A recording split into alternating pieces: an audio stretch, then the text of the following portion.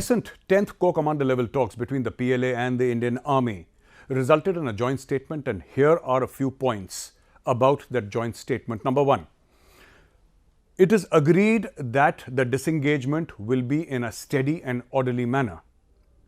Steady as in it will keep on happening in a phased manner, which is premeditated and pre-decided. And orderly, there will be no clashes and it will happen in the way decided amongst both the military parties or both the senior leaders across the line of actual control.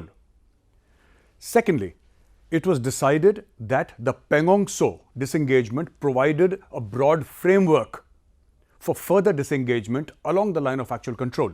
Now friends, the line of actual control is more than 3,600 kilometers long, and forward postures have been taken by both the armies along many places, not just in East Ladakh.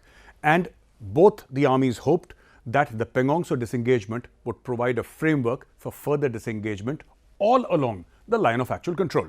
The joint statement also said that both the armies had a candid and frank exchange of views. And I'm sure from the Indian side, the Indians would have brought out clashes along patrol points. The very fact that the line of actual control is perceptional in nature. There is no fixed line of actual control, and which is why these clashes or these differences of opinion keep on happening. This is one point which the Indians would have brought out. Frank and free exchange of views, as in how can we avoid such clashes in the future, and how can we have a more or a far better border management system in place so that such clashes are avoided in future. Both the sides also agreed mutually that there should be peace and tranquility across the line of actual control, and such future incidents must be avoided at all costs. However, a word of caution.